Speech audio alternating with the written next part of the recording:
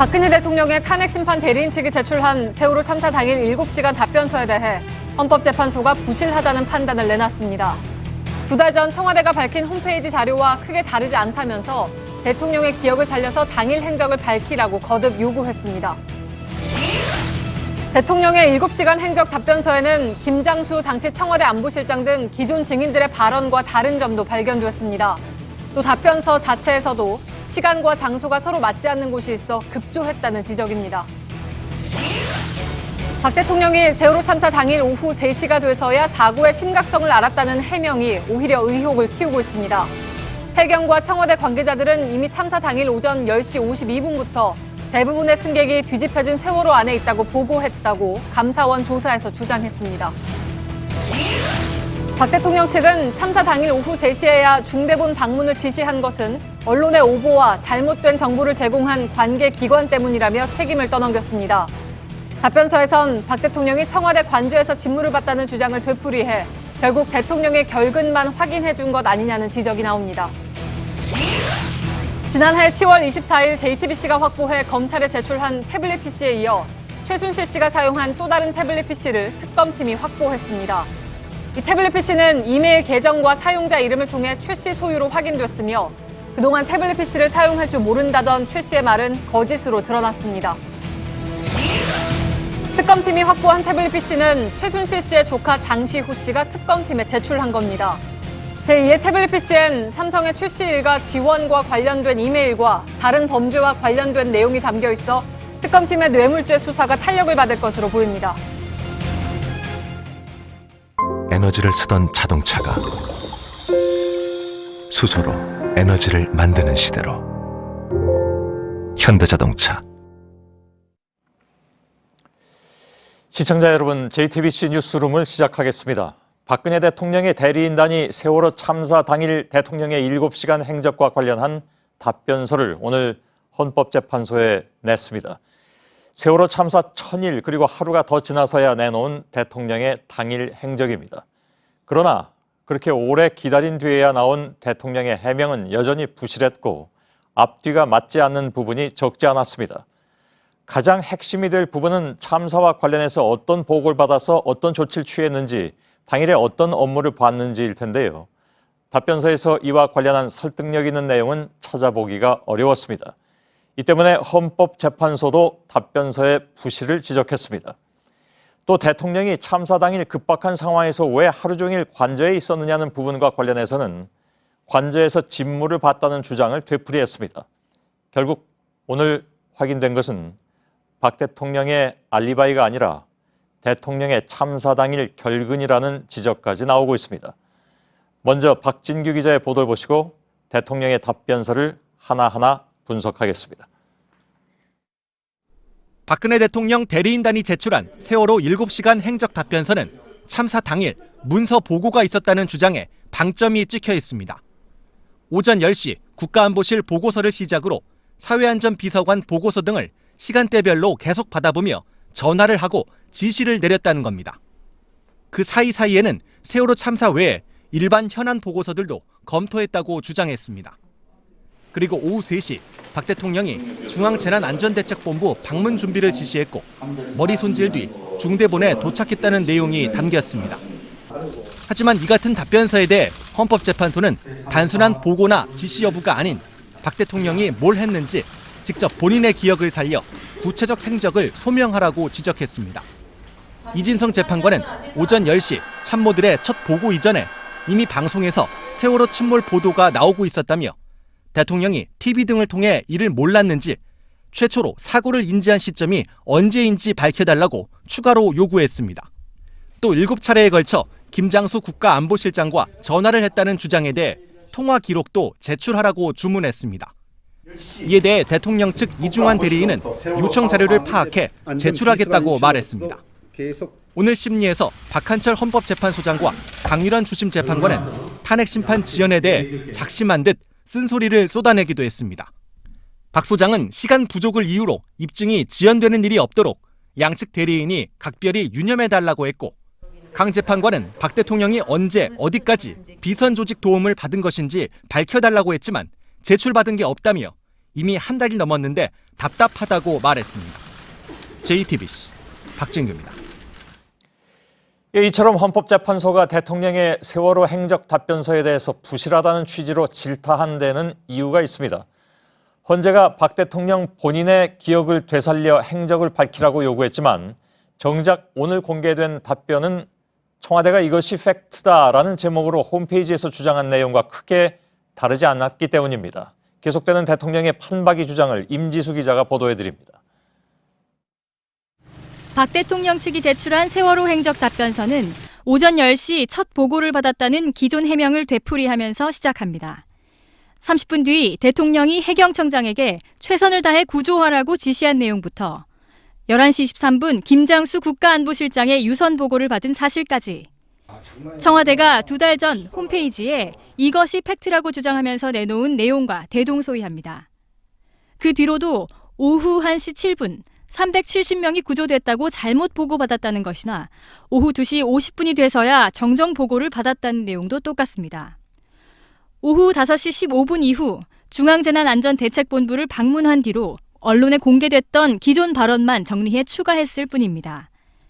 대통령 측은 줄곧 경호실 준비가 안 돼 중대본 방문이 늦어졌다고 주장해왔는데 어떤 사정이 있었는지도 여전히 언급하지 않았습니다. 또 대통령에게 보고됐다는 일부 내용은 문서를 첨부해가며 상술하면서도 이에 대해 어떤 지시를 내렸는지 물증은 공개하지 않았습니다. 세월호 7시간 의혹을 설명하겠다며 완벽하게 답변서를 준비하겠다던 대통령 측의 약속이 공수표가 됐다는 지적이 나옵니다. JTBC 임지수입니다. 세월호 7시간 행적과 관련해서는 참사가 발생하고 또 승객 구조의 가장 절대적인 골든타임이었던 당일 오전에 대통령이 과연 무엇을 하고 있었는가, 이 부분이 가장 중요한 핵심입니다. 하지만 대통령 측이 당초 약속한 시간을 닷새나 넘겨서 제출한 답변서에는 참사 당일 오전의 기억은 여전히 빈칸으로 남아 있습니다. 백종훈 기자입니다. 오늘 대통령 행적 답변서를 분석한 결과 기존의 청와대 주장에서 5개가 추가된 것으로 나타났습니다. 먼저 오후 12시 54분 행정자치비서관의 서면 보고, 1시 반 국가안보실의 상황 확인, 2시 23분 해경의 구조 관련 오류 보고입니다. 또 오후 3시 35분 미용 담당의 대통령 머리 손질 사실, 3시 45분 사회안전비서관의 말씀자료 보고가 전부입니다. 모두 오후 행적과 관련한 주장을 추가한 겁니다.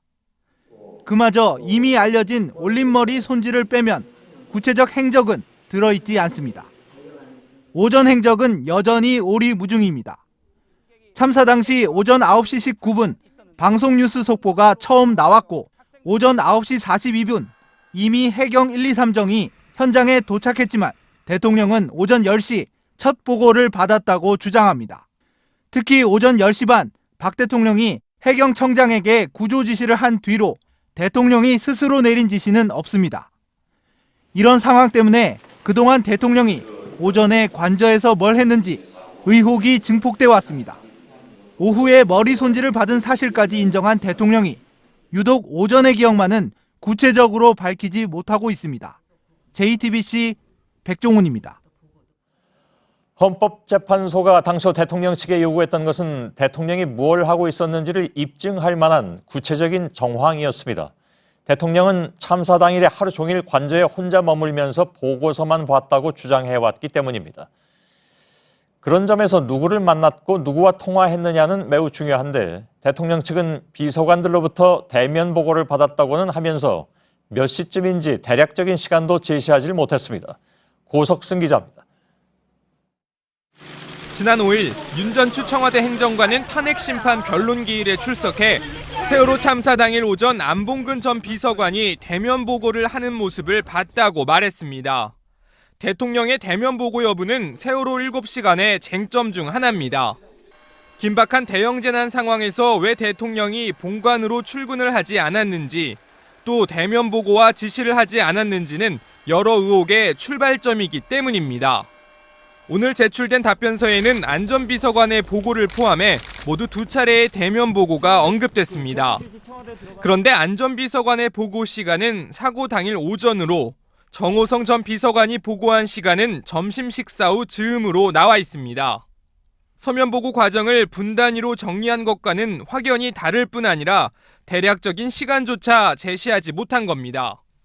의혹을 밝히게 했다고 행적을 공개했지만 가장 중요한 부분이 빠진 겁니다. 김장수 당시 안보실장과 7차례 통화를 했다고 주장했지만 유선 통화 내용도 근거가 없습니다. 기본 증거인 통화 내역서도 제출하지 않았고 몇 분간 이어졌는지도 밝히지 않습니다. 청와대는 7차례의 통화 중 2건을 2014년에는 안보실장이 먼저 보고한 것으로 밝혔다가 지난해에는 대통령이 지시한 전화였다고 수정했습니다. JTBC 고석승입니다. 답변서상의 이상한 부분은 더 있습니다. 박근혜 대통령은 오후 3시가 넘어서야 상황이 심각하다고 판단하고 중대본에 직접 가기 위해서 머리 손질을 받았다고 밝혔습니다. 그런데 답변서에 따르면 손질을 받으면서 세월호와 무관한 외교 관련 서면 보고도 받았다고 나오는데 머리 손질 장소와 보고를 받은 장소는 서로 다른 곳이었습니다.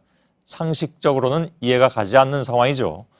또 과연 머리 손질을 20분 동안 받고 있을 상황이었느냐, 이걸 놓고도 또 한 번 논란거리입니다. 왜냐하면 박 대통령이 머리 손질을 받기 5분 전에 받은 보고가 300명 가까운 승객이 배 안에 그대로 있고 구조가 어려운 상황이다, 이런 내용이었기 때문입니다. 박사라 기자입니다. 답변서에 따르면 대통령의 미용사인 정송주, 정매주 자매가 청와대에 도착한 시간은 오후 3시 22분.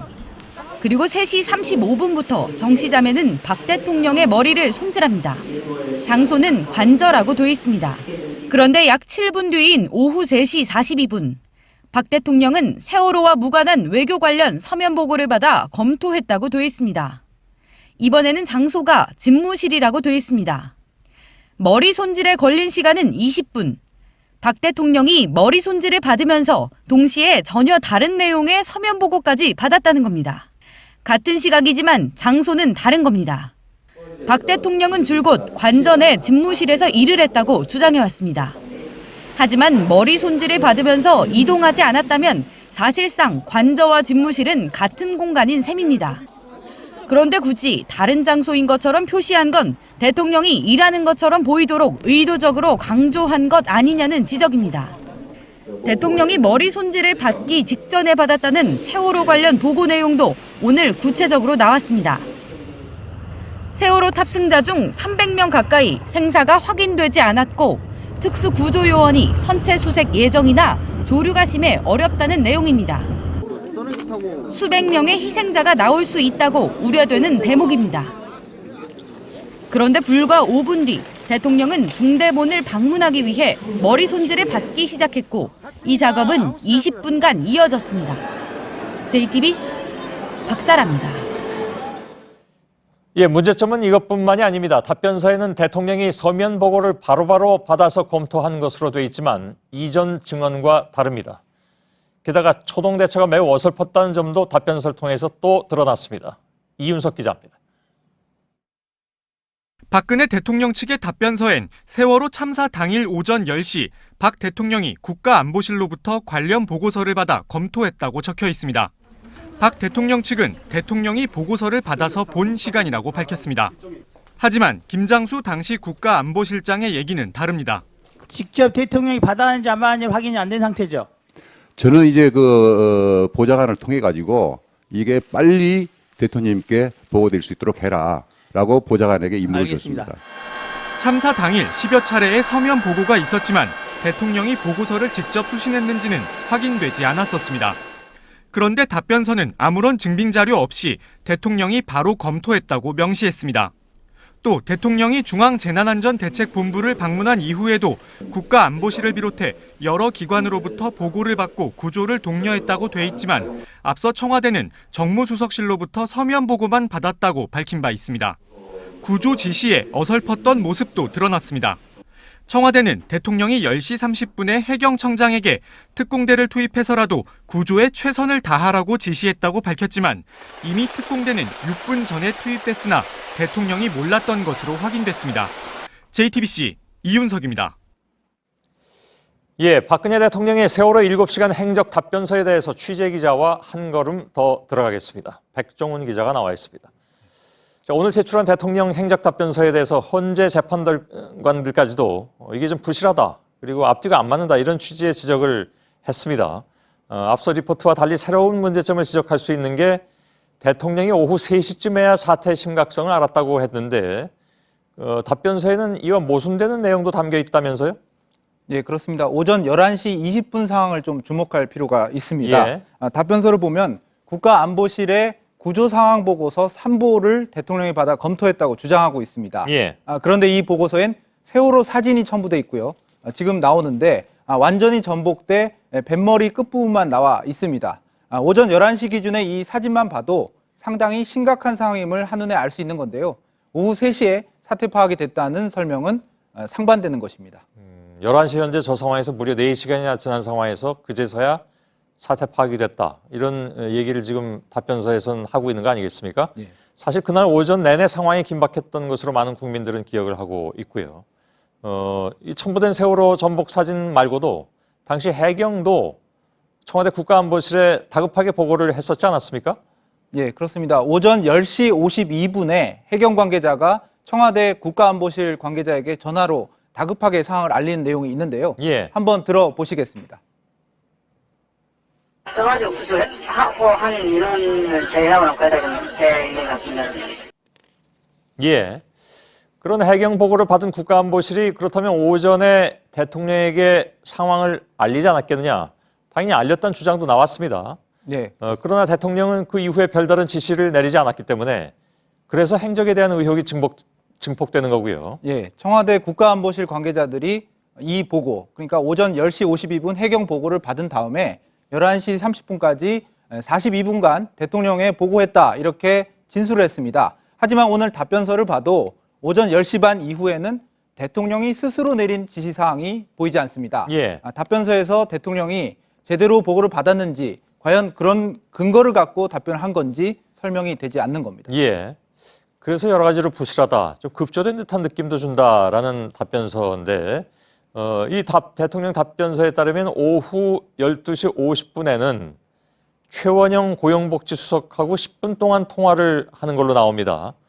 근데 이게 세월호 관련이 아니고 기초연금법과 관련한 내용이라 이렇게 나오고 있는데, 당시에 긴박했던 상황을 과연 제대로 파악하고 있었다면 이 문제로 이렇게 길게 그 상황에서 통화를 했을 것이냐, 이런 문제도 좀 납득이 안 되는 그런 상황이죠. 네. 오후 들어서 가장 먼저 통화한 내역인데 굉장히 긴 시간입니다.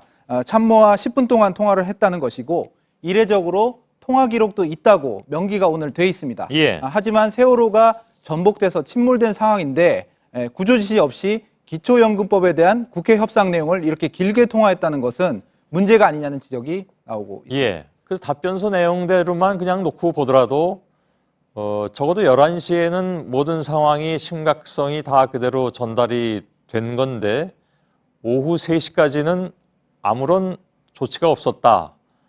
다시 말하면 그 11시에 그 보고가 제대로 됐느냐 하는 의구심을 자꾸 낳고 있는 건데, 결국 박 대통령이 오후 3시쯤에 사태 심각성 알았다고 얘기하고 중대본에 가자고 했다는데, 그 다음에 미용사의 그 올림머리 손질 3시 35분부터 20분 만에 급하게 받았다는 거잖아요. 근데 그 20분 만에 받았다는 것도 사실 청와대의 주장이고 정확하게 그게 20분인지 그보다 더인지는 사실 지금 알 수가 없는 그런 상황인데, 아무튼 그 주장을 수용한다고 해도 이 중앙재난안전대책본부에 도착한 것이 왜 5시를 넘겨서 간 것이냐, 여기에 대한 해명이 나왔나요? 아니요, 구체적으로 나오지 않았습니다. 예. 오후 4시 30분이 돼서야 중대본으로 출발할 수 있는 준비가 됐다는 게 주장인데요. 이런 주장 역시 기존에 이것이 팩트입니다에 나온 내용을 그대로 적은 정도입니다. 예. 경호 문제로 시간이 걸렸다는 것인데 어떻게 구체적으로 경호 문제가 있었는지 밝히지 않고 있고요. 중대본이 아시다시피 광화문 정부 서울청사에 있습니다. 청와대에서 10분도 걸리지 않는 거리이기 때문에 4시 반부터 준비가 됐다고 해도 45분이나 걸린 점은 또 너무 많이 걸린 게 아니냐, 이런 지적도 나오고 있습니다. 예. 그래서 한쪽에서는 과연 머리 손질이 20분이었느냐라는 의구심도 또 제기가 된 거고요. 알겠습니다. 백종훈 기자였습니다.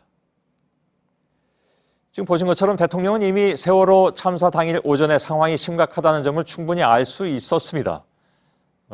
그런데 몰랐다는 것이 이제 계속 의구심을 낳는 부분이라고 말씀드렸는데, 대통령 대리인단이 헌재에 제출한 답변서에 그렇게 나오는 겁니다. 아무튼. 그런데 박 대통령 측은 오늘도 언론의 오보를 거듭 강조했습니다. 재난 컨트롤 타워인 청와대가 또 대통령이 언론의 오보 때문에 세월호 참사 대응이 제대로 안 됐다고 말하는 것은 쉽게 받아들이기 어려운 주장입니다. 윤영탁 기자입니다. 답변서에서는 언론의 오보로 책임을 돌린 부분이 3번 등장합니다. 한 신문사의 사과문을 원문 그대로 옮겨놓기도 했습니다. 해경 등 관계기관의 잘못된 보고도 모두 5차례 지적했습니다. 그러면서 제대로 된 보고를 받고서는 바로 중앙재난안전대책본부 방문을 지시했다고 주장했습니다. 중대본 방문 지시가 오후 3시에야 이루어진 건 언론사와 관계기관이 혼란을 줬기 때문이란 겁니다. 대통령이 신년 간담회에서 주장했던 논리입니다. 오보였다 하고 너무 놀랐어요. 그래서 이거 내가 중대본에 빨리 가서 현장에서 이거 어떻게 하는지 그걸 해야 되겠다 해가지고. 김영한 전 민정수석 업무수첩에 따르면 김기춘 비서실장은 세월호 참사 직후부터 청와대는 잘못이 없다는 논리를 수석들에게 각인시켰습니다. 대통령 대리인단의 답변서에 여러 번 나오는 언론 오보 지적도 이런 책임 떠넘기기와 같은 맥락으로 보입니다. 하지만 오전 11시쯤 전원 구조됐다는 오보를 냈던 방송사들은 대부분 20에서 30분 뒤 정정 보도를 했습니다. 또 오전 10시 52분에 청와대가 해경으로부터 승객 거의 다가 배 안에 있는 것 같다는 보고를 받았다는 감사원 자료도 있습니다. 유독 대통령만 언론 오보로 혼선을 거듭하다 오후 2시 50분이 돼서야 제대로 된 보고를 받았다는 주장이어서 설득력이 떨어집니다.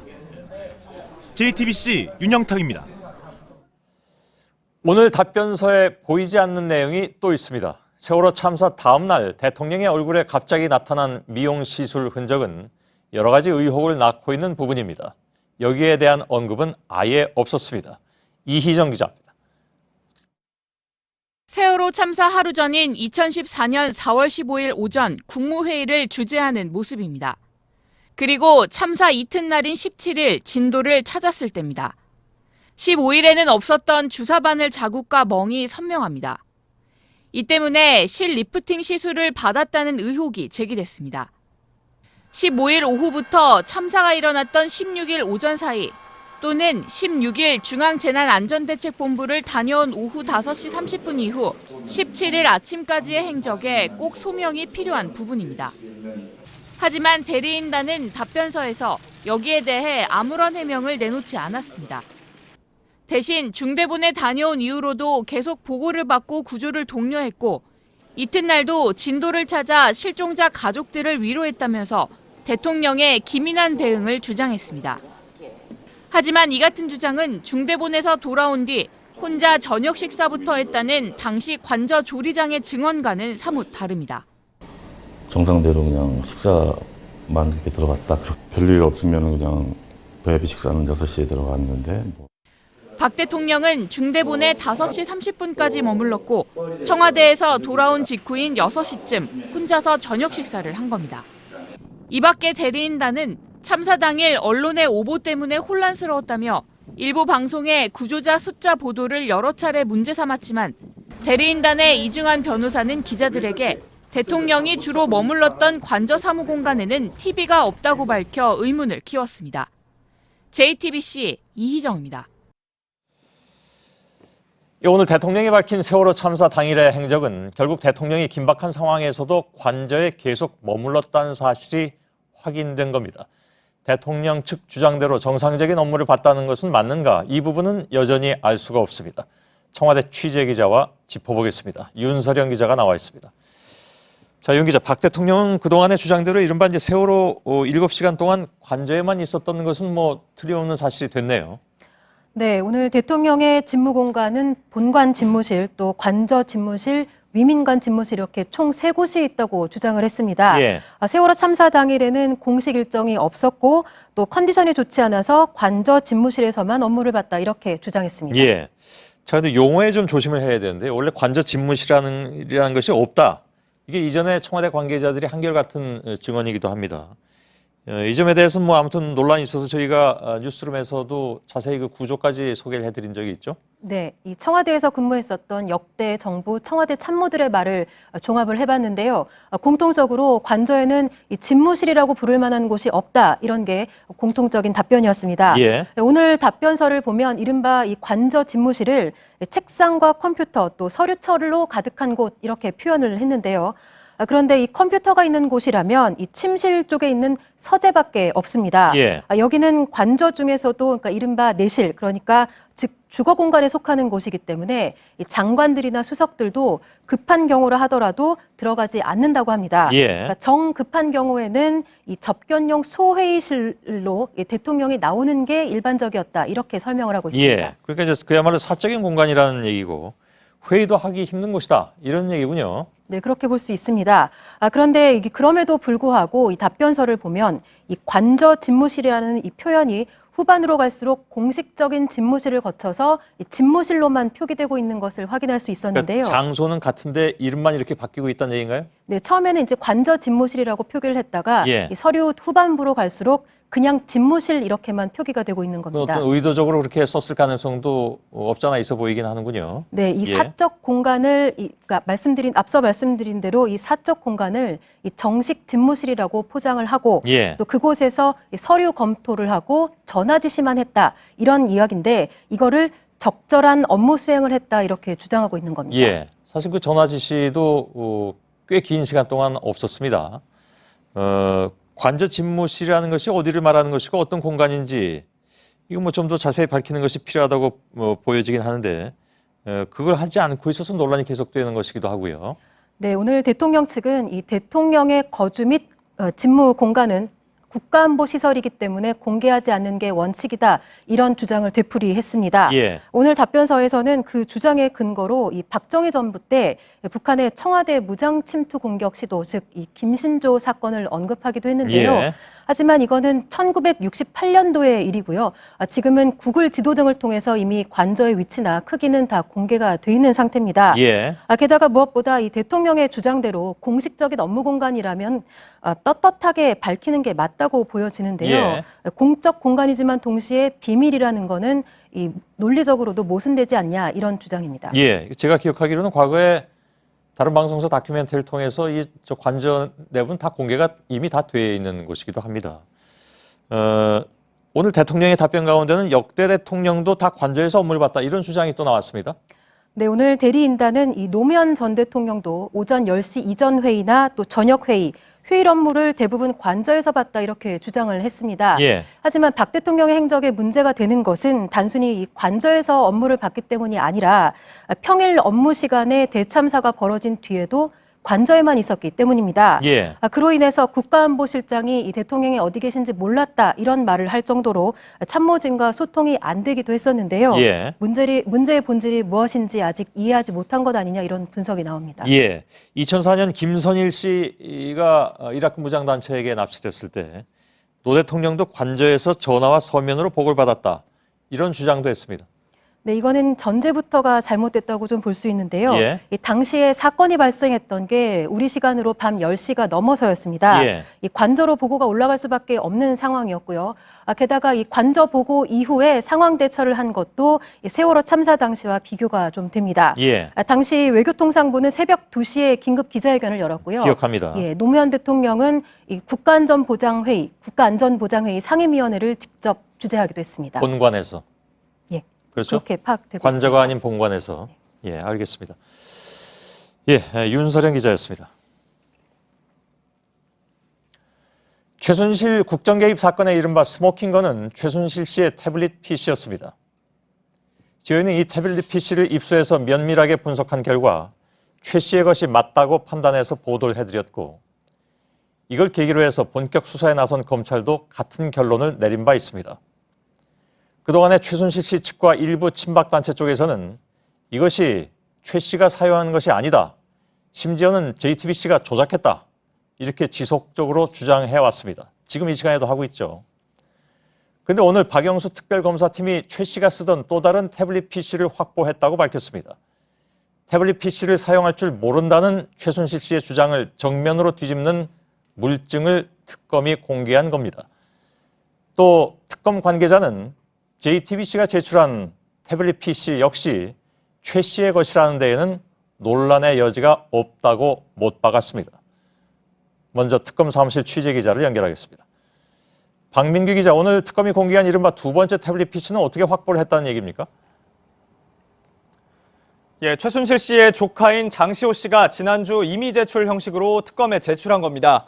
특검은 이 태블릿 PC 안에 있던 이메일 주소와 사용자 이름 또 연락처 등록 정보 등을 분석한 결과 이 태블릿 PC 주인이 최 씨란 사실을 확인했습니다. 예, 저희가 지난해 10월 24일에 처음 보도해드린 태블릿 PC 말고 최 씨 소유의 또 다른 태블릿 PC가 나왔다는 얘기인데 최 씨가 이걸 언제 썼다는 얘기입니까? 네, 특검은 최순실 씨가 이 태블릿 PC를 2015년 7월부터 11월쯤까지 사용한 걸로 파악했다고 밝혔습니다. 장시호 씨도 특검에 이렇게 진술을 했고 특검 역시 최 씨가 이 태블릿 PC로 주고받은 메일이 이 시기에 집중돼 있다는 걸 확인했는데요. 그러니까 JTBC가 앞서 입수해서 보도해드린 태블릿 PC는 최 씨가 2012년부터 2014년까지 썼던 것이고 이번에 특검이 새로 확보한 태블릿 PC는 그 이후에 최 씨가 써왔던 겁니다. 예. 안에 담긴 내용이 중요할 텐데 지금 최 씨가 모든 혐의를 부인하는 상황이지 않습니까? 추가로 확보한 태블릿 PC 안에 어떤 내용이 들어있습니까? 네, 우선 뇌물죄와 관련해서 삼성 지원금 관련 자료가 여럿 들어 있습니다. 삼성이 220억 원을 지원하기로 했던 이 최순실 씨의 독일 회사죠. 코레스포츠의 설립 과정과 관련한 문건부터 다른 삼성 지원금 관련 메일도 여러 통이 나왔다고 하는데요. 특검은 이 자료를 통해 최 씨가 삼성 지원금을 받아 어떻게 썼는지 등을 확인하고 이 지원금이 뇌물이었는지도 규명할 계획입니다. 예. 특검의 뇌물죄 수사가 빨라질 것으로 일단 보이는군요. 그런데 최 씨 혐의가 워낙 많기 때문에 그래서 이제 궁금증이 더하는데 다른 자료도 혹시 여기에 또 담겨 있습니까? 그렇습니다. 최 씨와 정호성 전 비서관이 공범 관계에 있는 혐의죠. 공무상 비밀누설죄 관련 자료도 있습니다. 2015년 10월 13일 대통령 주재 수석 비서관 회의 이른바 대수비 말씀 자료 중간 수정본 등인데요. 앞서 박근혜 대통령은 2014년 비서진 체제를 확립하고 나선 최 씨의 도움을 받지 않았다고 했습니다. 하지만 불과 1년여 전까지 청와대 기밀 문건이 최 씨에게 전달돼 온 겁니다. 특검은 또 이 태블릿 PC에서 최 씨가 누군가와 주고받은 이메일도 많이 발견됐다면서 또 다른 범죄 혐의와 관련한 증거도 담겨 있다고 밝혔습니다. 예. 자, 지난번에 저희 JTBC가 발견해서 검찰에 넘긴 태블릿 PC. 최 씨의 것이냐 그렇지 않느냐. 이건 저희들이 아무리 설명을 드려도 일부 친박단체에서는 계속 논란을 일으키고 있고 앞으로도 어떤 설명을 해도 아마 이해를 안 하려고 할 것 같은 느낌도 들긴 드는데 특검은 여기에 대해서 어떤 입장입니까? 그걸 들은 대로 그대로 얘기를 좀 해주시죠. 네, 특검은 두 대의 태블릿 PC 모두 최 씨 것으로 본다면서 관련 논란은 의미가 없다는 입장입니다. 특검 관계자는 이 태블릿 PC의 증거 능력에도 아무런 문제가 없다고 거듭 강조를 했고요. 이번에 나온 태블릿 PC의 경우 기존 사건의 내용과 일치하는 점이 많아서 중요한 자료가 될 것이라고도 했습니다. 특히 특검으로서도 이 태블릿 PC 관련 논란은 이번 기회에 정리될 수 있을 걸로 본다고도 밝혔는데요. 당사자인 최 씨는 줄곧 태블릿 PC를 쓸 줄도 모른다고 해오지 않았습니까? 예. 그런데 이게 무너졌기 때문에 특검 수사는 다각도로 탄력을 받을 걸로 보입니다. 예. 이상입니다. 박민규 기자였습니다. 자, 특검팀은 장시호 씨가 제출한 태블릿 PC에 범죄 혐의와 연관된 이메일이 주로 담겨 있다고 밝혔습니다. 특히 삼성이 최순실 씨 일가를 지원한 것과 관련한 이메일도 있다고 합니다. 박 대통령과 최순실 씨 그리고 삼성 등으로 얽힌 뇌물 혐의를 규명할 결정적인 증거가 될지 주목됩니다. 정혜성 기자의 보도입니다. 박영수 특검팀은 오늘 장시호 씨로부터 입수한 태블릿 PC엔 최순실 씨 일가에 대한 삼성의 지원금 관련 내용이 담겨 있다고 밝혔습니다. 최순실의 독일 코레스포츠 설립 및 삼성으로부터의 지원금 수수 등과 관련한 다수의 이메일. 최순실 씨는 그동안 삼성 지원과 관련해 침묵으로 일관했지만 추가적인 태블릿 PC 물증이 나오면서 퇴로가 막힐 가능성이 커졌습니다. 특히 삼성은 그동안 삼성 계열사에 대한 국민연금 합병 찬성일이 2015년 7월 10일인데 박 대통령과 이재용 삼성전자 부회장의 독대는 그보다 뒤인 25일이라면서 청탁 의혹을 부인해왔습니다. 하지만 특검은 추가로 확보한 태블릿 PC 사용 시기가 2015년 7월부터 같은 해 11월까지라고 했습니다. 이 시기에 최 씨가 삼성 지원과 관련한 메일을 주고받은 만큼 특검 수사도 활기를 띨 것으로 보입니다. 이에 따라 특검은 태블릿 PC 분석을 통해 삼성의 지원이 국민연금 합병 찬성일 이전에 논의됐는지 여부를 추가로 파악하고 있습니다. JTBC 정혜성입니다. 예, 이번에 넘겨진 최순실 씨의 태블릿 PC에는 2015년 10월 박 대통령이 주재한 수석 비서관 회의 말씀자료 수정본도 담겨 있었습니다. 앞서 박 대통령은 저희 JTBC가 최초 보도한 태블릿 PC의 연설문 유출과 관련해서 취임 이후 연설문 등에서 최 씨 도움을 일부 받았지만 보좌 체제가 정비된 뒤에는 그만두었다 이렇게 주장한 바가 있죠. 그런데 2015년에도 대통령 발언 자료가 유출됐다는 사실이 새롭게 드러난 셈입니다. 심수미 기자의 보도입니다. 부디 이번에는 노동개혁 법안이 국회에서 잘 마무리가 돼서 박근혜 대통령은 2015년 10월 수석비서관 회의에서 경제 활성화를 위한 법안 통과를 촉구했습니다. 당시 뜨거운 감자였던 국정교과서 추진에 대한 비판은 국론 분열로 일축했습니다. 정치권이 불필요한 논란으로 국론 분열을 일으키기보다는 올바른 역사교육 정상화를 이루어서 특검이 추가로 확보한 최순실 씨의 태블릿 PC에는 이날 대통령 말씀 자료에 수정본도 담겨 있었습니다. 박 대통령은 JTBC가 최초로 최 씨의 태블릿 PC를 보도하면서 연설문 유출 파문이 커지자 취임 이후엔 최 씨의 도움을 받지 않았다고 주장했습니다. 하지만 결국 2015년 가을까지도 최 씨의 국정 개입은 계속됐던 셈입니다. 앞서 JTBC가 확보해 검찰에 넘긴 태블릿 PC엔 2014년 3월 드레스된 연설문까지만 담겨 있었습니다. 특검은 최 씨의 두 번째 태블릿 PC뿐 아니라 금고 등에서 발견된 청와대 대외비 문건 등을 분석 중이어서 국정 개입 관련 추가 정황이 드러날 가능성도 있습니다. JTBC 심수희입니다. 예, 특검이 추가로 확보한 이 태블릿 PC는 최순실 씨 조카 장시호 씨가 자신의 변호인과 상의해서 제출했습니다. 삼성그룹이 자신을 지원하는 것은 이모 최순실 씨가 주도한 것이라는 그동안의 주장을 뒷받침하기 위한 것으로 보입니다. 결국 이 장시호 씨가 최순실 씨에게 등을 돌리면서 특검 수사에는 더욱 탄력이 붙게 됐습니다. 이서준 기자의 보도입니다. 장시호 씨는 자신이 주도한 동계스포츠 영재센터에 삼성이 16억여 원을 지원한 것은 이모인 최순실 씨가 주도했다고 주장해왔습니다. 최순실 이모님께서 이거를 만들라고 얘기를 해서 지원서를 만들어서 드렸고 하지만 장 씨는 최 씨가 기획을 했고 이후 삼성의 지원을 받았다는 증거를 내놓진 못했습니다. 검찰과 특검도 동계스포츠 영재센터 설립과 운영을 최순실 씨가 주도한 것으로 판단했지만 구체적인 입증 단서가 부족해 관련자들의 진술에 의존해왔습니다. 그런데 장 씨가 지난 5일 갑자기 변호사를 통해 태블릿 PC를 제출한 겁니다. 장 씨는 이모 최순실 씨가 쓰던 걸 받아서 보관하고 있었다고 말했습니다. 최 씨 것이 분명하다는 확인까지 해준 겁니다. 이를 두고 궁지에 몰린 장시호 씨가 이모 최 씨와 함께 엮일 경우 자신의 혐의가 더 무거워질 것을 우려했다는 분석이 나옵니다. 특검은 최 씨의 태블릿 PC를 추가로 확보하면서 삼성의 최 씨 일가 지원과 박 대통령의 뇌물 혐의 수사가 탄력을 받을 것으로 보고 있습니다. JTBC 이서준입니다. 예, 취재 기자와 함께 이 문제 한 걸음 더 들어가 봐야 될 것 같습니다. 심수미 기자가 나와 있습니다. 자, 최순실 씨는 계속해서 태블릿 PC는 나는 쓸 줄 모른다. 이렇게 주장해 왔잖아요.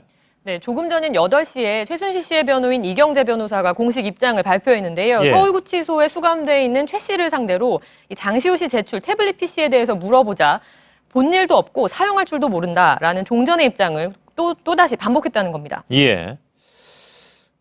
그러면 뭐 장시호 씨가 거짓말을 하고 있는 것이냐? 그건 뭐 특검이 판단해야 되겠습니다만 특검은 그렇게 보고 있는 것 같지는 않습니다. 오늘 특검이 확보한 태블릿 PC는 장시호 씨가 최순실 씨를 쓰던 것이다. 최순실이 쓰던 것이다. 이렇게 공식적으로 얘기를 하고 제출을 한 건데 JTBC가 찾아서 검찰의 증거로 제출한 태블릿 PC 첫 번째 태블릿 PC죠. 어떤 차이점이 있습니까? 네, 앞서 보셨지만 다시 한번 좀 정리를 해드리면요. 예. 저희 이 JTBC가 제출한 그 태블릿 PC는 2012년 6월부터 2014년 3월까지 사용한 겁니다. 예. 그 이후에 1년여 지나서 2015년 7월부터 또 11월쯤까지 추가로 사용한 기종을 이 장시호 씨가 특검에 제출한 건데요. 예. 저희가 발견한 그 태블릿 PC 안에는 청와대와 정부 관련 문건만 발견이 됐는데 장 씨가 제출한 태블릿 PC 내부에서는 삼성과 주고받은 메일도 발견됐다는 차이점이 있습니다. 예.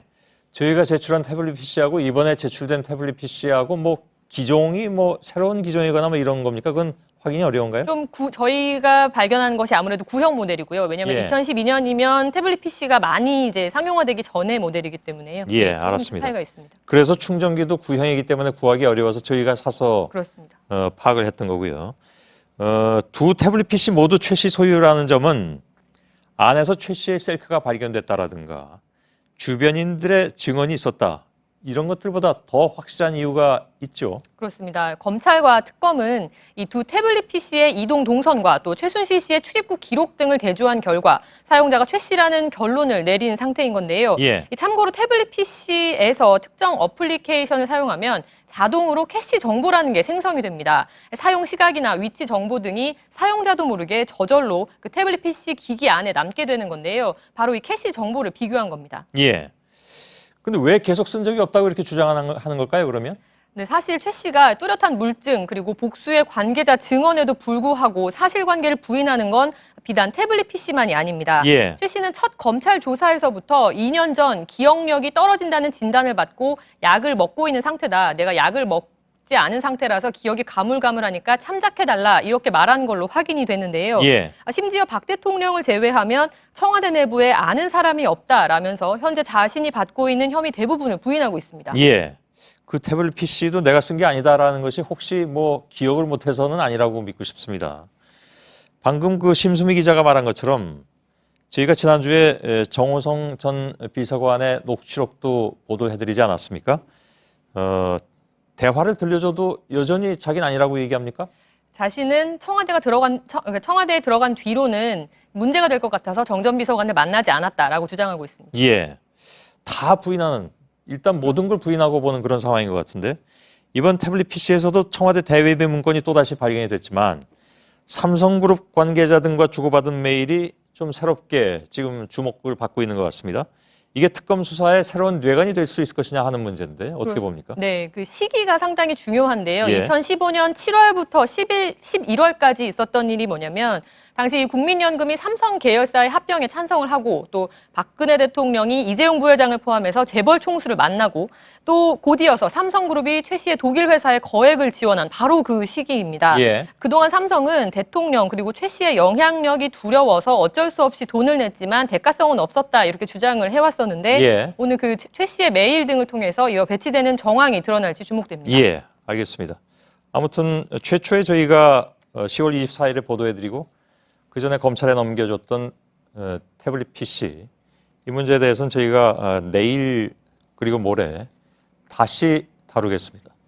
다시 다루는 이유는 아무리 설명을 해드려도 믿고 싶지 않아 하는 분들도 계신 것 같고 또 그런 분들 때문인지 좀 헷갈려 하시는 분들도 계신 것 같아서 명확하게 다시 말씀을 드리도록 하겠습니다.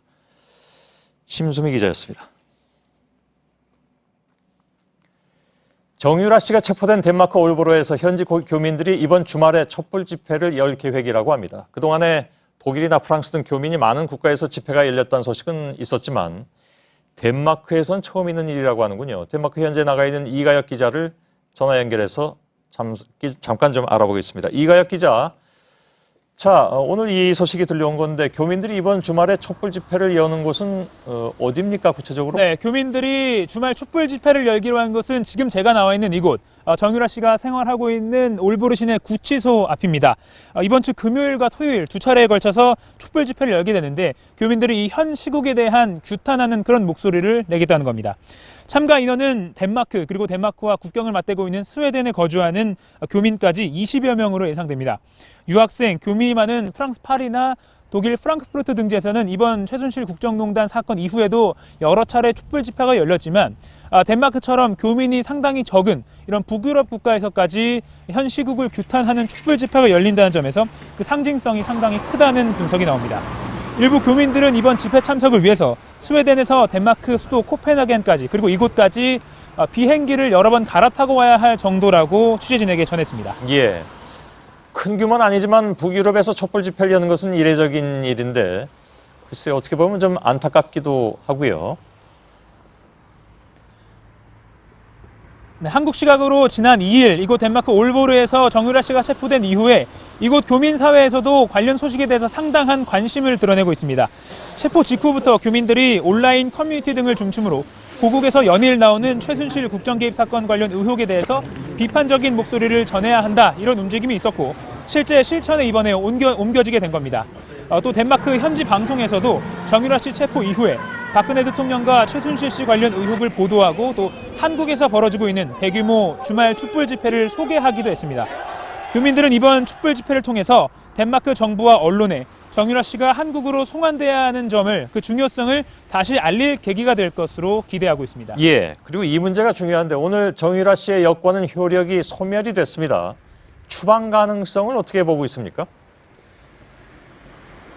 네, 정유라 씨는 오늘로 구금 8일째입니다. 앞서 외교부는 덴마크 대사를 통해서 9일까지 그러니까 어제까지 여권을 반납하지 않으면 여권이 직권으로 무효 조치가 된다 이렇게 알렸고 이에 따라서 한국 시각으로 10일 0시를 기해서 여권 효력도 소멸됐습니다.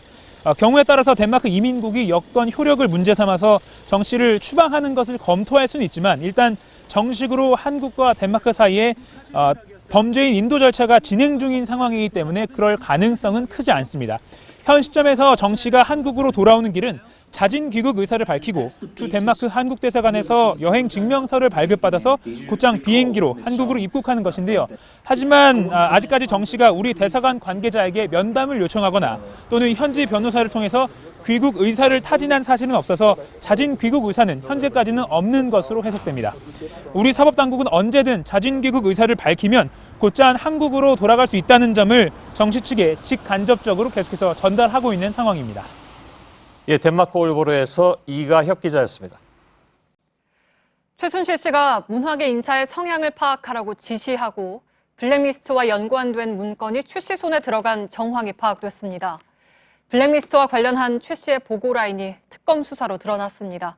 김필준 기자의 단독 보도입니다. 2015년 3월 27일 문화체육관광부에서 작성된 문건입니다. 장애인 연극단체 다빈나오의 대표가 세월호 관련 리트윗을 하고 야당 정치인을 팔로잉한다고 써 있습니다. 해당 문건의 작성자는 문체부 장관의 정책보좌관인 최모 씨입니다. 최 보좌관은 검찰 조사에서 해당 문건을 고영태 씨에게 전달했다고 진술했습니다. 이 문건을 받은 고 씨 측은 최순실 씨에게 보고를 하기 위해 요약 정리를 했습니다. 요약한 내용에는 극단 대표가 좌파 유인물을 트위터에 올렸는데 2013년부터 2015년까지 지원금을 받았다고 돼 있습니다. 옆에는 조치 통보라고 써 있습니다. 실제 해당 단체는 2016년 문체부 지원 사업에서 탈락했습니다. 장애인 친구들에 대한 소외계층 사람들이 모여서 하는 이 작품 지원 사업 지원이 되지 않으면 전혀 공연을 올릴 수 없는 2013, 14, 15년 동안 저희가 떨어졌다는 16년도에 안 돼? 말이 안 되긴 했었어요. 고영태 씨는 검찰 조사에서 대부분 최 씨의 지시로 이루어졌다고 진술했습니다. 특검은 최 보좌관의 휴대전화를 압수하고 출국 금지한 것으로 전해졌습니다. 블랙리스트와 관련한 최순실 씨의 구체적인 지시 라인이 드러나면서 파장이 커질 것으로 보입니다. JTBC 김필주입니다. 네, 한편 블랙리스트에 오른 연극인들이 오늘 광화문 광장에 천막극장을 세우고 개관식을 했습니다. 세월호 희생자, 위안부 피해자 등 그동안 검열 대상이었던 이야기들을 무대에 올릴 예정입니다. 서효정 기자입니다. 광장 극이라고 써있는 극장 현판을 매달고 극장 앞에 놓일 조각품도 손봅니다. 무대가 딸린 소극장이 만들어지자 살풀이 공연과 성공을 비는 고사가 이어졌습니다. 문화예술인들이 세운 광화문 천막극장 블랙텐트입니다. 안으로 들어가시면 90명가량 앉을 수 있는 객석이 마련이 돼 있고요. 그 앞에는 연극인들이 공연을 할 수 있는 무대도 설치돼 있습니다. 블랙리스트로 정부 지원금이 끊겨 무대를 빼앗겼던 예술인들이 스스로 설 수 있는 무대를 만든 겁니다. 우리는 이 광장에 극장을 세우고 지워진 목소리, 추방된 이야기를 불러드리고자 합니다. 광화문 광장에 들어선 블랙텐트는 시민과 함께하는 열린 공간을 내세웁니다. 연극이 원래 처음부터 광장에서 시작을 한 예술이라고 생각을 하고 연극이 항상 이제 좀 더 사람들에 가깝게 나아갈 수 있었으면 좋겠다고 생각을 했었어서. 블랙리스트에 맞선 블랙텐트는 13일 밤 개막 공연을 시작으로 세월호 희생자와 일본군 위안부 피해자들의 목소리를 담아낼 계획입니다. JTBC 서효정입니다. 중국이 대한해협에서 군사훈련 일상화를 꾀하는가? 한국 방공 식별구역을 침범한 중국 전략폭격기는 사거리 2,000km의 순항 미사일까지 탑재할 수 있습니다. 이 폭격기 편대가 동해에서 전투함대와 연합훈련을 벌였을 가능성이 큰 것으로 확인됐습니다. 신경진 특파원입니다.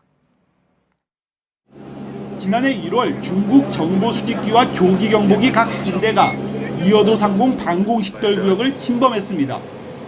이어 대한해협을 통과해 독도 인근 동해해상을 비행했습니다. 이번엔 훈육 전략폭격기 6대가 가세한 대규모 편대가 동일한 경로로 침입했습니다. 한국 공군은 전투기 10여 대를 긴급 발진시켜 전술 대응에 나섰고 일본은 F-15J 전투기 수십 대를 출격시켰습니다. 인민일보의 SNS 매체는 훈육 전략폭격기는 사거리 2,000km의 순항미사일로 일본 본토까지 타격 가능하다고 전했습니다. 앞서 5일엔 중국 미사일 호위 함대가 동해로 진입했습니다. 중국 관영 매체는 전폭기 편대가 호위 함대와 동해에서 연합훈련을 실시했을 가능성이 높다고 보도했습니다. 중국 군사 전문가는 대한해협 훈련을 일상화하려는 의도로 진단했습니다. 중국 최신의 전략폭격기 편대의 동해 진출은 한반도 사드 배치는 물론 미일 군사동맹에 강력 대응할 수 있다는 강경한 메시지로 읽힙니다. 베이징에서 JTBC 신경진입니다. 중국 당국이 한국산 화장품의 수입을 무더기로 불허했습니다. 수입 불허 제품 28개 가운데 한국산이 19개로 성분 검사 기준 등을 충족시키지 못했다고 이유를 설명했습니다. 앞서 중국 관영 매체는 사드 배치를 반대하며 한국 화장품에 대한 불이익 조치를 촉구한 바 있습니다. 청정 지역으로 남아있던 제주도에서도 AI 바이러스가 발견됐습니다. 제주도는 제주시 구좌읍 철새 도래지의 야생 조류 분변에서 검출된 AI 바이러스가 고병원성인 H5N6형으로 최종 확진됐다고 밝혔습니다.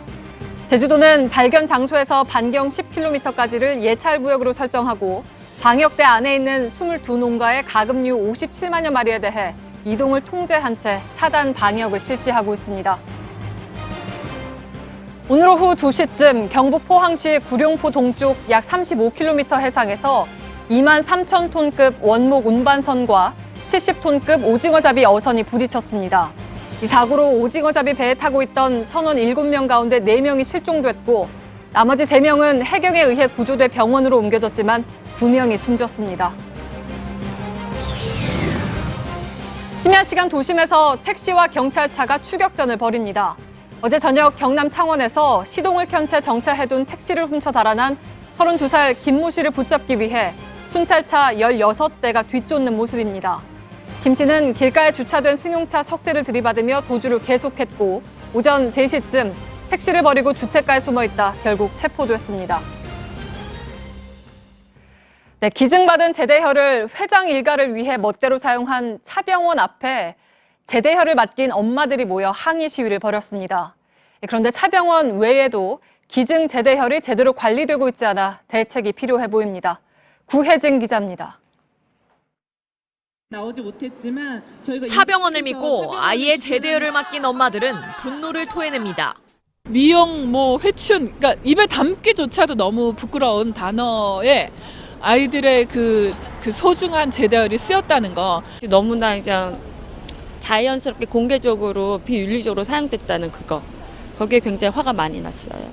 탯줄에 들어있는 제대혈에는 골수에서 얻는 것보다 질이 좋은 조혈모 세포 등이 들어있어 잠재적 치료제로 여겨집니다. 난치병 환자 치료를 위해 기증하거나 가족들을 위해 수백만 원을 들여 보관하는 경우도 많습니다. 재대열 관리가 엉망인 것은 차병원뿐만이 아닙니다. 기증 재대열을 배양해 만든 치료제 15,000여 개를 팔아 46억 원을 챙긴 한 재대열은행이 지난해 경찰에 적발되기도 했습니다. 또 2015년까지 기증된 재대열 9만 1,000여 건 중 4만 4천여 건이 오염과 바이러스 감염, 세포수 부족 등으로 폐기 처리되는 등 보관도 허술합니다. 오늘 기자회견 참석자들은 추가 피해자를 모집하고 복지부에도 재대열 병원 전체에 대한 실태 조사를 요청하기로 했습니다. JTBC 구혜진입니다. 네, 얼마 전 강원도 철원 도로공사 현장에서 대전차 지뢰가 폭발해 덤프트럭 운전기사가 숨졌습니다. 해당 지역은 사고가 나기 며칠 전까지도 계속 지뢰가 발견됐지만 그럼에도 공사를 강행한 것으로 나타났습니다. 정원석 기자입니다. 민간 전문가가 탐지봉을 들고 지뢰를 탐색합니다. 탐색을 시작한 지 10여 분 만에 대전차 지뢰 2개와 대인 지뢰, 발목 지뢰까지 줄줄이 발견됩니다. 이곳은 지뢰가 많다 하여 일명 지뢰 고개로 불리는 강원도 철원군의 도로 확장 공사 현장입니다. 착공을 앞두고 철원군청의 요청으로 지난해 4월부터 10월까지 군이 출동해 지뢰 제거 작업을 벌였습니다. 그런데 착공 한 달도 안 된 지난해 11월 30일 이곳에서 나온 토사를 옮기던 덤프 트럭이 대전차 지뢰를 밟고 폭발했습니다.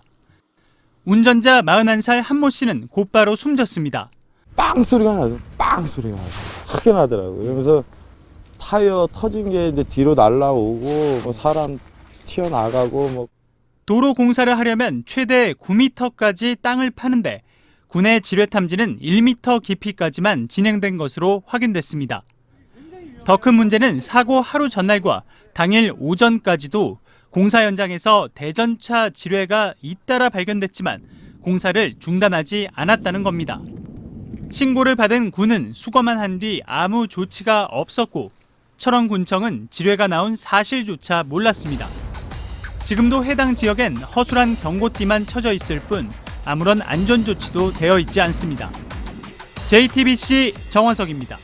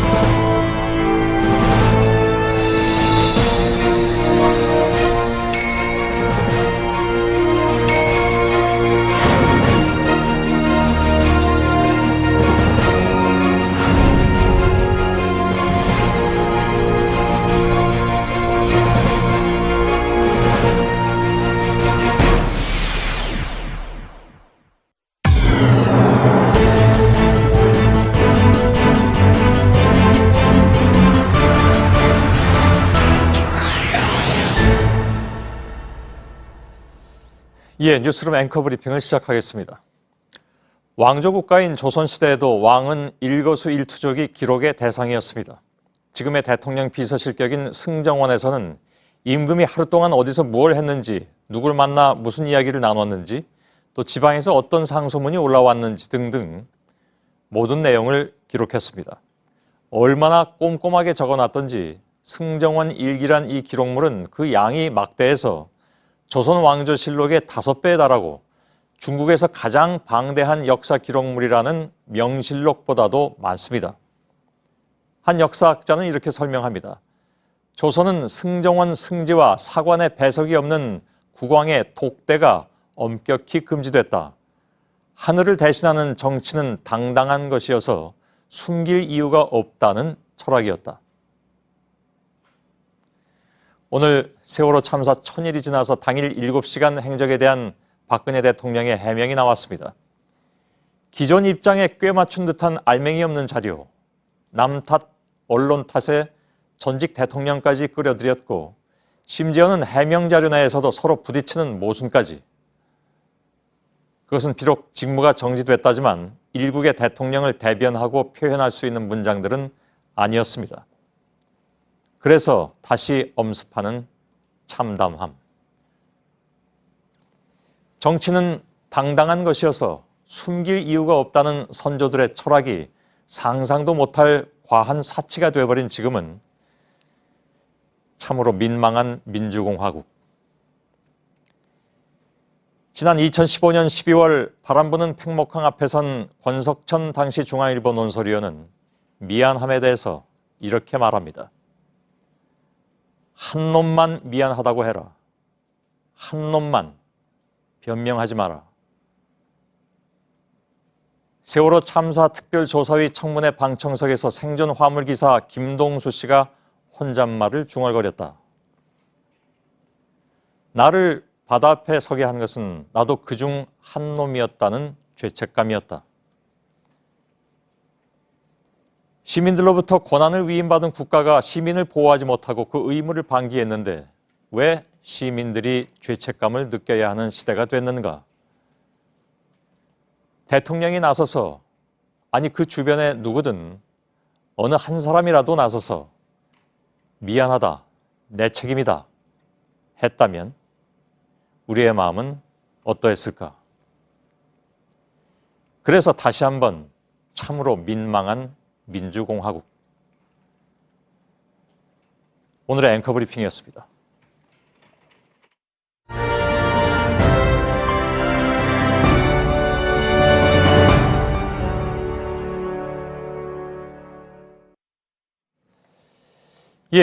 박근혜 대통령이 오늘 대리인단을 통해서 세월호 참사가 발생한 지 1001일 만에 당일의 행적을 내놨습니다. 그러나 형식과 내용 면에서도 부실하고 앞뒤가 맞지 않는 부분이 많다는 지적이 나왔습니다. 취재 기자들과 자세히 짚어보겠습니다. 사회부의 백종원 기자 그리고 정치부의 서복현 기자가 나와 있습니다. 자, 우선 백 기자한테 물어봐야 될 것 같은데 오늘 일부에서도 지적한 것처럼 알맹이가 없다는 지적이 나오는데 헌법재판소도 똑같은 입장을 내놨대요. 예, 그렇습니다. 예. 헌법재판소의 이진성 재판관이 이례적으로 말을 했는데요. 예. 대통령의 세월호 침몰에 대한 어떤 기억을, 당일의 기억을 본인의 기억으로 밝히라는 것이었고 대통령의 세월호 침몰에 대한 최초 인지 시점이 명확하지 않다. 그리고 수차례 국가안보실장 김장수 실장과 7차례 통화를 했다고 하는데 그 통화 기록도 제출하라 이렇게 말했습니다. 예. 결과적으로 보면 자료의 내용 그리고 증빙 모두 믿을 수가 없다 이런 지적이 나옵니다. 예, 결국 그 통화 기록은 제출되지 않았죠. 예, 아직 제출되지 않았습니다. 서복현 기자, 예. 대통령의 기억을 살려서 행적을 밝히라. 이건 어떤 얘기일까요?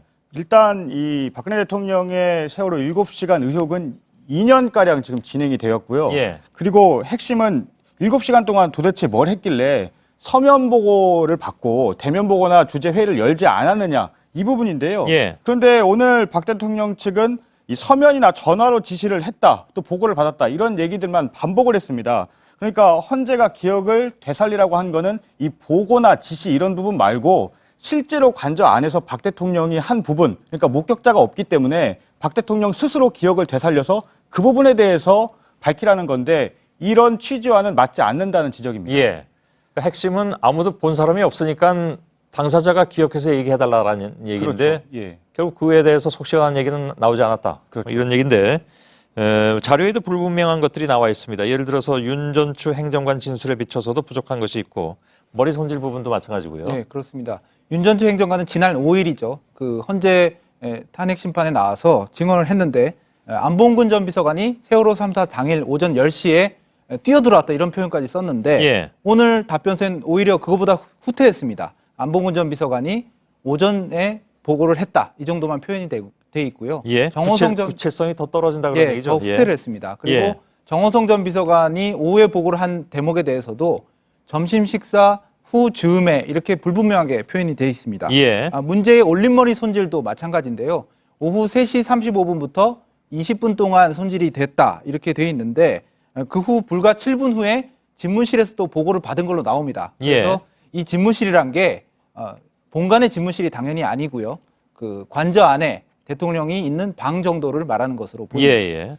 그거에 대한 명칭도 아까 윤소령 기자하고 얘기할 때 다 나타났지만 점차 변합니다. 그러니까 같은 답변서 내에서도. 그러니까 그러다 점점 집무실이 돼가는 그런 상황. 같은 장소인데도 불구하고. 예. 그래서 그에 대한 문제 제기도 해드린 바가 있습니다. 박 대통령이 중대본에서 구명조끼를 입은 구명조끼를 학생들은 입었다고 하는데 발견하기가 힘듭니까? 이런 질문을 하는 부분이 논란거리지 않았습니까? 예. 선체 안에 승객이 있었다는 것을 오후 5시 넘어서까지도 잘 모르고 있었던 것이 아니냐라는 그런 지적이 있었는데 오늘 해명은 어떻게 나왔습니까? 이것도 좀 앞뒤가 안 맞는다는 얘기가 있던데. 예, 그렇습니다. 박 대통령 측은 이 선실 내에 승객이 있었다는 것은 알고 있었다. 예. 그런데 이 질문은 뭐냐면 이 선실이 침수됐어도 그 안에서 구명조끼를 입고 있으면 뜨기 때문에 발견하지 못하는 것 아니냐, 왜 발견 못하냐 이런 취지였다라고 얘기를 했습니다. 예. 그러니까 이 질문을 뜬금 발언이다. 이렇게 해석하는 것은 왜곡된 것이다. 이렇게 주장을 했는데요. 예. 과연 그런 것인지 다시 한번 들어보시죠. 예. 그렇게 구명조끼를 학생들은 입었다고 하는데 그렇게 발견하기가 힘듭니까 지금요? 갇혀 있기 때문에 구명조끼가 의미가 크게 없는 것 같습니다. 그래서 지금 갇혀 있을 때. 예. 보면 갇혀 있으니까 의미가 없는 것 같습니다라는 말에 박 대통령은 바로 수긍을 합니다. 이렇게. 예. 그런데 지금 해명대로라면 이 질문은 그 취지가 아니었습니다. 그렇죠. 선실 안의 상황을 얘기하는 거기 때문에 그 취지가 아니었다라고 반박을 했어야 되는데 갇혀 있으니까라고 수긍을 하기 때문에 예. 맞지 않는 부분이고요. 그리고 답변서에서 보면요. 오후 3시 30분에 이미 특수구조원이 갔지만 조류 때문에 수색이 난항이다. 선체 수색이 어렵다. 이런 보고를 받았습니다. 예. 그럼에도 불구하고 선실 내에서 발견하기 어렵느냐 이런 질문은 역시 앞뒤가 맞지 않기 때문에 역시 지금 상황 파악을 못했다. 이런 주장에 대해서 적극적인 해명이 될 수 있다. 이렇게는 보기가 어렵습니다. 예. 결국 헌재에 답변하는 것이라고는 하지만 이거 한 2달 전에 청와대에서 홈페이지에 그 코너를 개설했잖아요. 이것이 팩트다. 예. 거기서 별로 진전이 없다 이런 지적이죠. 예, 정확히 작년 11월 19일입니다. 태블릿 PC, JTBC 보도 이후 홈페이지를 개설해서 주장한 내용들인데 거기에서 살을 좀 붙인 대목입니다. 예. 제가 직접 한번 세워봤는데요. 오늘 답변서의 시간대별 내용은 33개 항목입니다. 이것이 팩트입니다. 2달 전 내용에 비해서 오후만 5개만 추가가 된 정도 수준입니다. 예. 머리 손질, 말씀 자료 보고, 국가안보실의 상황 확인 보고 그 정도인데요. 모두 오후 행적에 집중이 돼 있습니다. 예. 가장 궁금한 것은 참사 당일 오전에 기민하게 청와대가 대응을 못한 부분인데 그 부분에 대해서는 아예 추가된 내용이 2달 시간이 지났지만 없습니다. 예. 그 부분에 저희들이 궁금증을 갖는 것은 바로 그 오전이 참사가 일어난 시간이고 가장 중요한 이른바 골든타임, 매우 중요한 그 시간이기 때문에 그에 대한 궁금증을 좀 풀어달라는 것이 많은 사람들의 요구인데 거기에 대해서 뭐 전혀 얘기가 없었다 그런 얘기잖아요. 답변서에서 또 하나 눈에 띄는 건 오늘도 이제 관저 집무실, 아까 집무실 얘기가 나왔었습니다만 예. 관저 집무실이라고 거듭 주장하는 부분 아니겠습니까? 예, 그렇습니다. 이 관저에도 집무실이 있다. 이렇게 주장을 시작해서요. 나중에는 행적 장소에 아예 집무실 이렇게 석자를 적어 놓습니다. 그러니까 언뜻 보면 청와대 본관의 집무실을 지칭하는 것으로 착각할 정도인데요. 예. 그런데 이 지금 그 급박한 상황에 관저에 머물른 것이 논란이 되고 있는데 아예 그냥 관저에 집무실이 있다라는 것을 기정사실화해서 나중에는 집무실이라는 표기를 합니다. 예. 그러면서도 또 이런 대목도 있습니다. 그날따라 신체 컨디션도 좋지 않아서 관저에서 근무하기로 결정했다. 이렇게 답변을 했습니다. 그러니까 이 말은 통상적인 것이 아니었다라는 것을 답변서에서 스스로 인정하고 있는 셈인 겁니다. 예. 그러니까 가만히 보면 그 답변서의 그 내용을 보면 예. 변호인들이 그렇게 치밀하지 못하지 않나 하는 생각도 동시에 들기도 합니다. 예. 관저의 공간을 집무실로 볼 수 있느냐 하는 문제인데 예. 거기에 대해서는 이미 다 얘기가 나온 거 아닌가요? 예, 그렇죠. 앞서 일부에서 윤서령 기자도 그 부분에 대해 설명을 해드렸는데요. 역대 청와대 참모들의 말을 종합하면 관저에는 집무실이라고 부를 수 있을 만한 공간이 없다. 예. 이게 공통적인 답변이었습니다. 그런데 이 답변서에서 이 집무실을 어떻게 지칭을 했냐면요. 책상과 컴퓨터, 서류철로 가득한 곳 이렇게 표현을 했습니다. 그런데 컴퓨터가 있는 곳은 서재밖에 없습니다. 관저에서. 예. 근데 이 서재는 관저 중에서도 주거 공간이어서 장관이나 수석도 함부로 들어가지 못한다고 합니다. 예. 그리고 또 답변서에서 이 전직 대통령들을 언급을 했는데요. 김대중 전 대통령은 노령과 질병으로 관저 직무가 많았고 노무현 전 대통령은 10시 이전, 저녁회의, 휴일 업무를 관저에서 했다고 했습니다. 그런데 보시죠. 이 상황들이 세월호 당일 박 대통령과는 맞지 않은 상황들입니다. 그러니까 예. 비교하기가 어려운 상황인 거죠. 근데 이 부분들을 이제 같이 지적을 하면서 넘어간 것이고요. 예. 그리고 이 추가로 일부에서 윤 기자가 전해드렸던 부분을 좀 수정할 부분이 윤소련 기자. 예. 예. 말씀을 드리면 이 앞서 일부에서는 이 노 전 대통령이 2004년에 김선일 씨 납치 사건 때 이 외교부에서 새벽 2시에 발표를 했고 예. 그 이후에 청와대 본관에서 이 NSC 상임위 회의를 개최했다, 주재했다 이렇게 앞서서 보도를 했는데요. 예. 다시 확인해 본 결과 이 NSC 회의가 아니고요. 오전 일찍 청와대 이 수석비서관 회의를 주재한 것으로 예. 확인이 됐습니다. NSC가 아니라 수석비서관 회의였다. 예. 알겠습니다. 그건 뭐 아무튼 본관 친문실에서 했다는 얘기가 되는 거고요. 답변서에는 언론이나 관계기관의 잘못을 부각하는 내용이 나오고 있습니다. 타 방송사의 보도 내용이라든가 또 심지어는 뭐 어느 신문사의 사과 광고까지 이렇게 인용을 하면서 얘기를 하고 있는데 예. 결국 이것이 이제 뭐랄까요, 그 책임론을 피하는 데 좀 급급했던 것이 아니냐. 근데 원론적으로 보자면 언론이나 아니면 관계기관이든 여기 정확한 정보를 알려야 될 것은 정부 아닌가요? 예, 그렇습니다. 예, 예.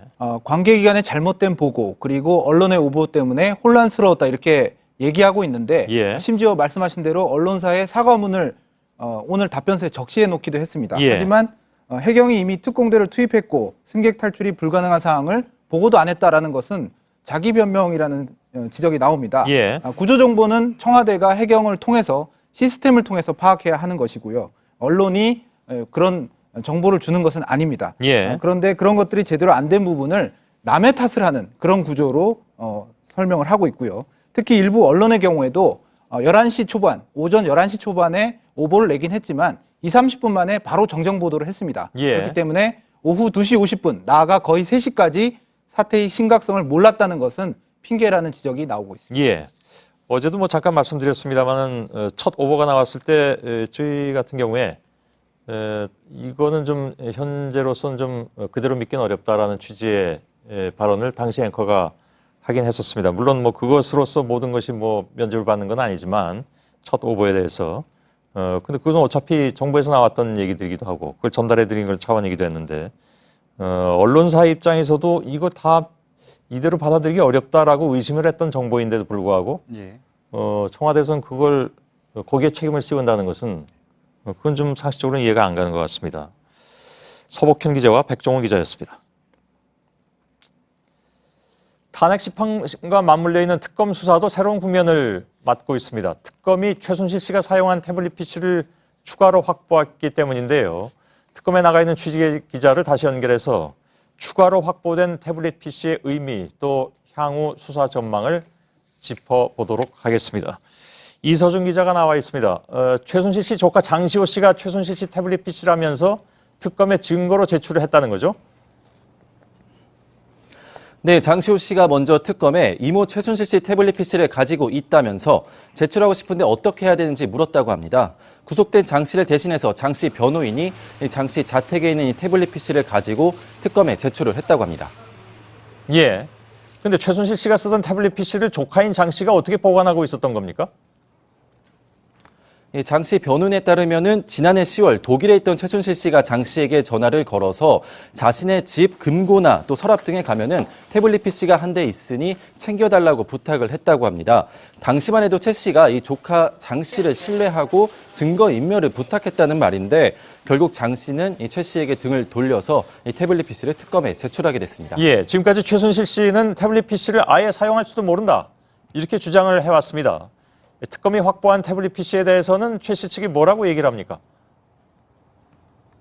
네, 조금 전 최 씨 측 변호인인 이경재 변호사가 입장문을 냈습니다. 오늘 특검의 발표가 있자마자 구치소로 가서 이 최순실 씨에게 직접 물어봤다고 하는데요. 자신의 조카가 제출한 이 태블릿 PC에 대해서도 여전히 태블릿 PC를 사용할 줄 모른다, 사용한 적도 없다라는 기존의 입장만 되풀이했다고 합니다. 예, 근데 그 이경재 변호사도 특검이 이번에 확보한 태블릿 PC에 대해서 역시 또 입수 경위, 또 개설자, 사용자 등을 조사해야 된다. 이렇게 주장을 하고 있다면서요?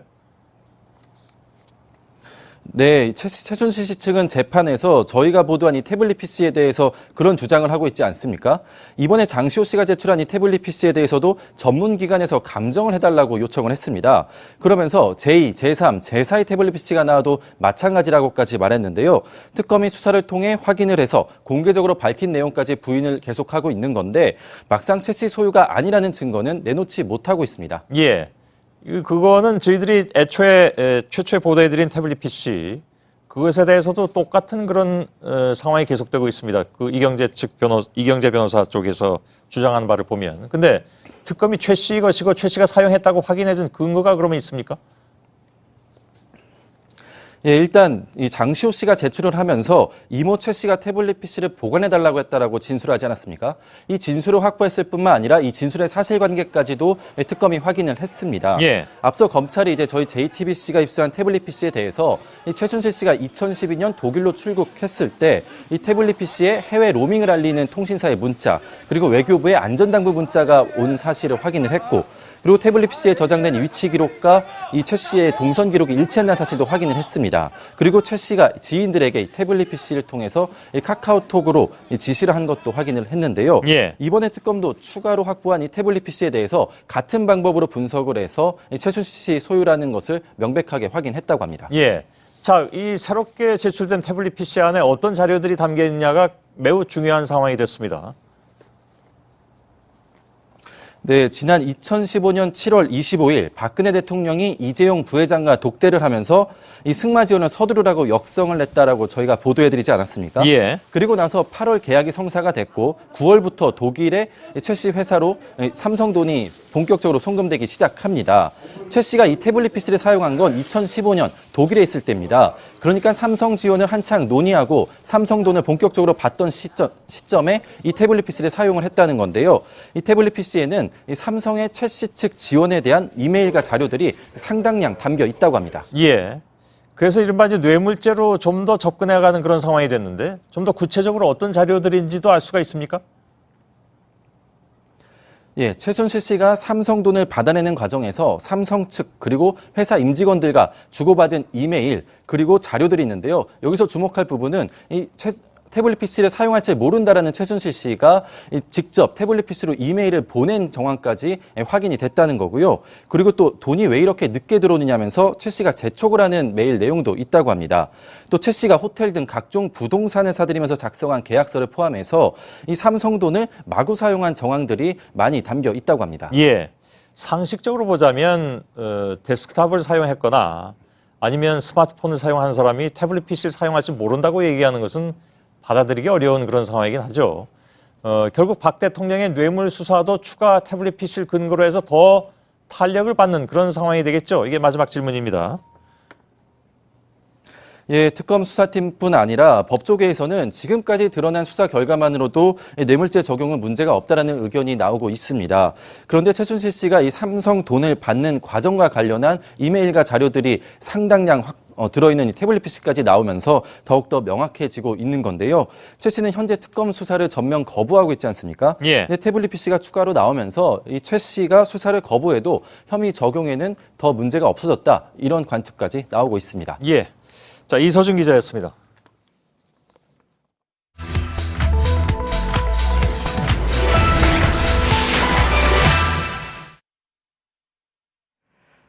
네, 대통령의 세월호 7시간 답변서를 본 헌법재판소의 반응은 부실하다였습니다.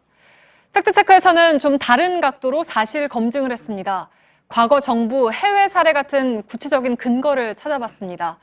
자료를 분석한 팩트체크팀은 첫 페이지부터 사실관계가 틀렸다고 결론을 내렸다는군요.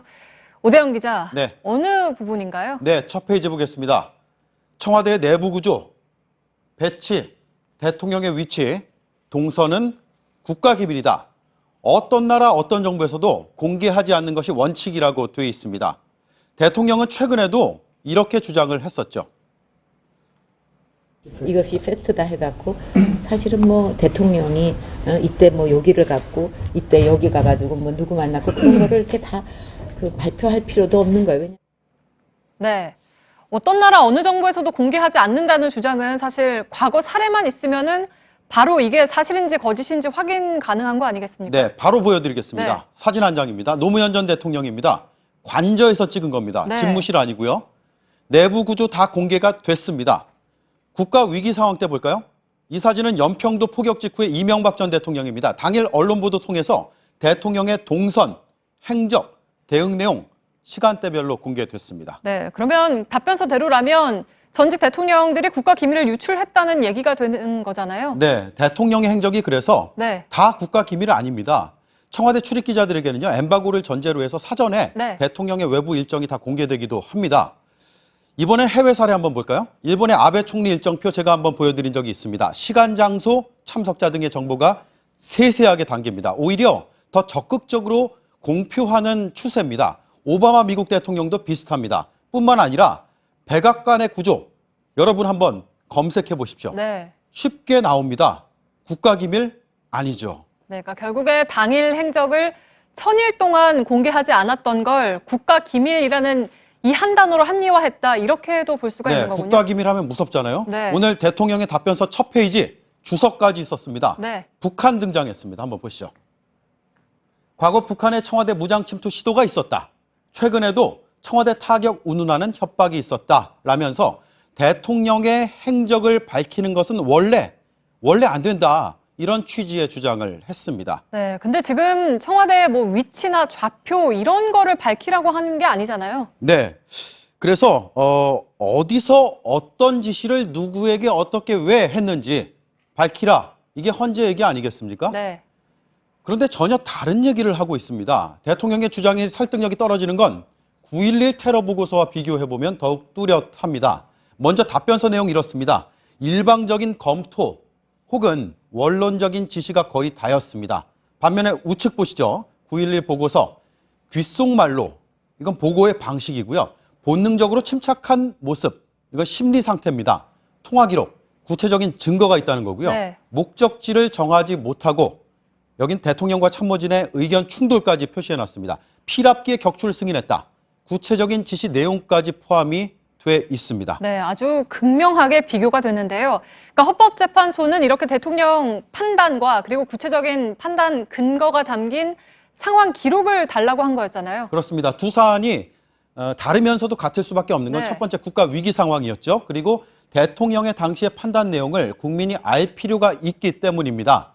이게 CG로 표현하느라 한계가 있었는데 저 우측의 저 보고서는 수백 페이지에 달하는 보고서입니다. 시간 단위로 그것도 상당히 민감할 수 있는 구체적인 행적이 거의 다 담겨 있습니다. 네, 그리고 사실 이것 말고 답변서 안에서도 앞뒤가 맞지 않는 내용이 여러 있었죠. 네, 제가 대표적으로 딱 두 가지만 보여드리겠습니다. 네. 첫 번째, 이겁니다.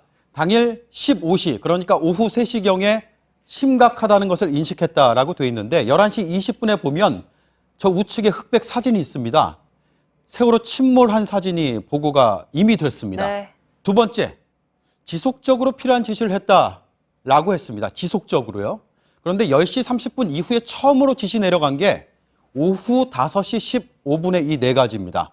이 밖에도 헌재의 결정례, 이게 법원의 판례로 여러 번 잘못 표기가 되기도 했고요.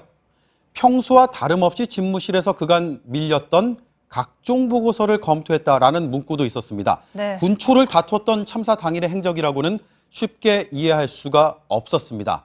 헌법재판소는 대통령의 기억을 되살려서 당일의 행적을 밝혀달라고 했습니다. 결과적으로는 알맹이가 없는 답변서만 돌아왔습니다. 증빙도 없는 국가 기밀을 유독 강조하면서 말이죠. 네. 헌법재판소가 답변서를 요구를 하고도 왜 다시 곧바로 돌려보내기까지 했는지 더 또렷해진 것 같습니다. 팩트체크 오대영 기자였습니다.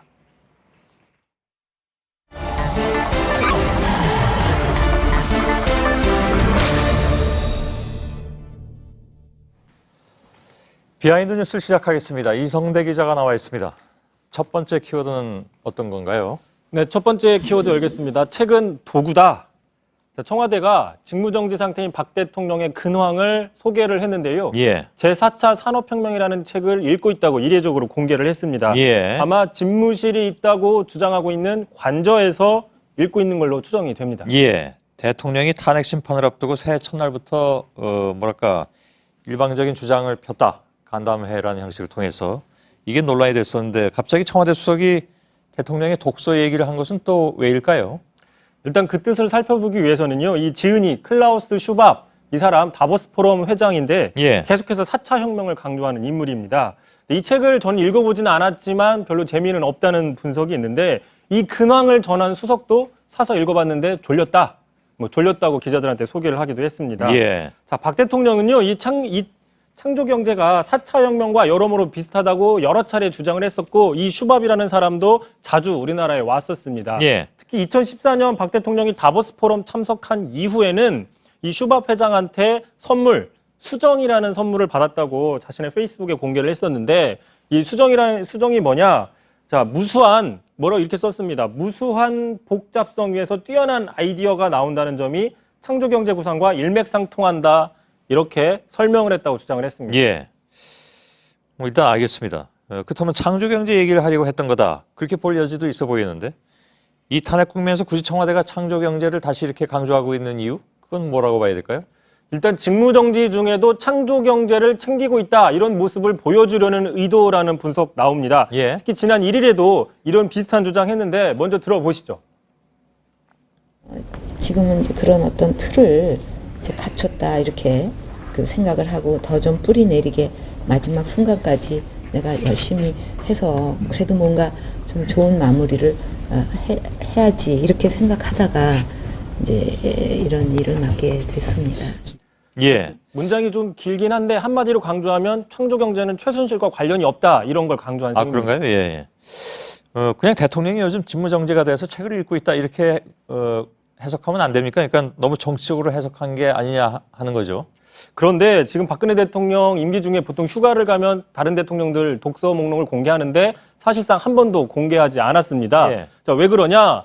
자, 만약에 독서 목록이 알려지면 해당 출판사에만 특혜 시비가 있을 수 있고 상대적으로 다른 출판사 소외받을 수 있어서 공개하지 않기로 했었다라고 청와대가 밝힌 적이 있는데요. 예. 자, 그런데 공개에도 무방한 이런 휴가철 독서 목록은 굳이 비공개를 고수하다가 지금 직무정지라는 심각한 상황에서는 책 이름까지 공개했기 때문에 뭔가 정치적인 해석이 나온다는 분석이 있습니다. 예. 다음 키워드는요?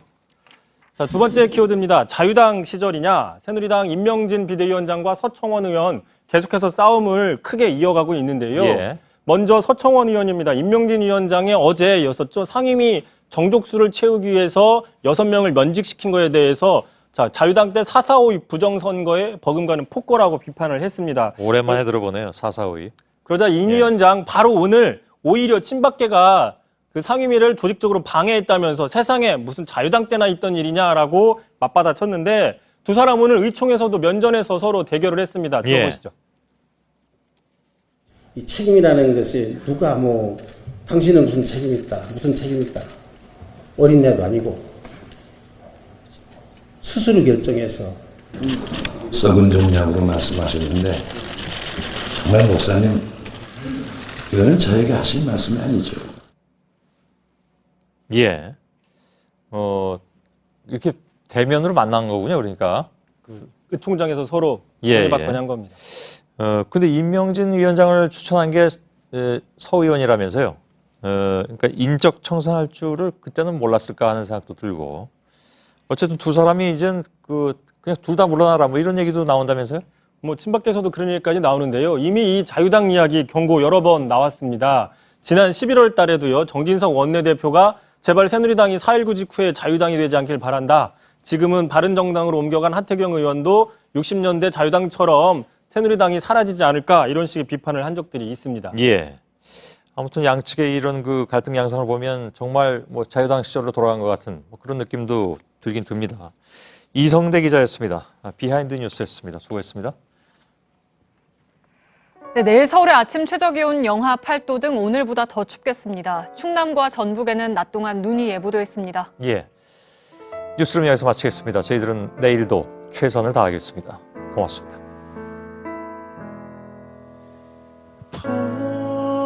벌써 옛날이죠. 붉은 장미와 좁은 골목길 난 아직 어렸죠.